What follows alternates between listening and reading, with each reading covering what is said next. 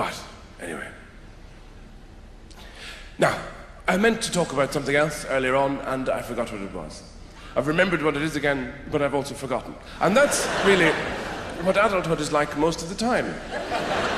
You know, you spend a lot of time walking back to the room to get the thing that you left the room so that you would go and use it somewhere else, and on your way back to the room to get the thing, you forget not only what it is, but what room it was in. And you're faced with the people who love you looking at you going, what do you want? Why are you here? And you go, I don't know. You spend an awful lot of time like that. And children aren't like that, which is why they look so young, because they always have a sense of style and purpose. When they're walking around, they have a very definite purpose. They're walking and walking, and it's a great walk as well. It's not an adult sort of bemused shuffle. It's that, I'm going over here. You say, why are you going over there? Because I have a harmonica. What are you doing with a harmonica? I'm going to put it in the toilet. And why are you doing that? Enough questions. Goodbye. Because children express themselves. That's how they look young and vibrant and alive, and why we all envy them. The child, you know, the children can be incredibly difficult to understand when you're grown up. You forget that you were a child. Something simple like a child going to bed. You know, you say bedtime, bedtime, bedtime. That's not what the child hears. What the child hears is lie down in the dark for hours and don't move. I'm locking the door now. So the child has trouble with that, so of course you make a concession. You read a fairy tale or something, you know, all the wisdom of the world compacted into a little story. And you say there was a little girl lost many, many miles from home, walking through the woods, late at night with the creatures all hooting and howling in the bushes around her, stepping over the roots of trees. And she came to the old sty and began to climb it, but it broke, you see. It broke and she fell down. But then when she got herself up, she was all right, and you could see the lights at home.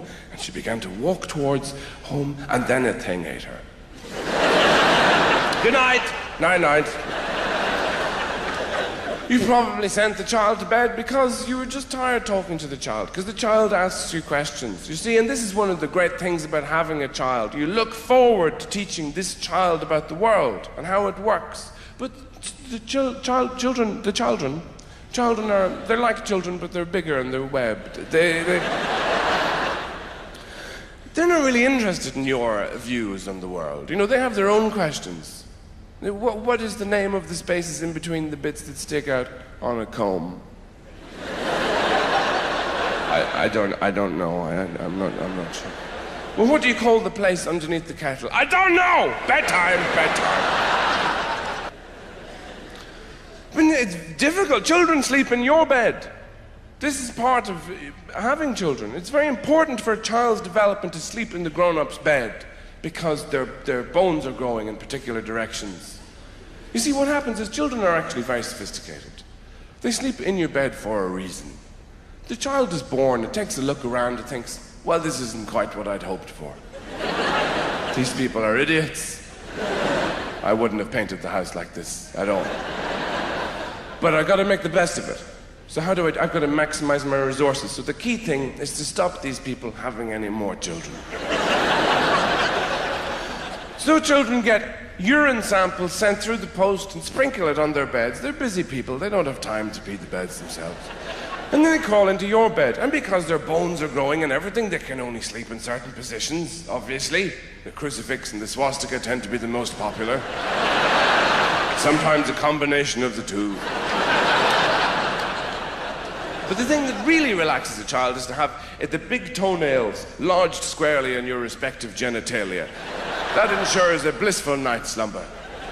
Then the sexual kidnapping is complete. No touchy-touchy, no kissy-kissy. You two need lots of sleep. I have many questions for tomorrow.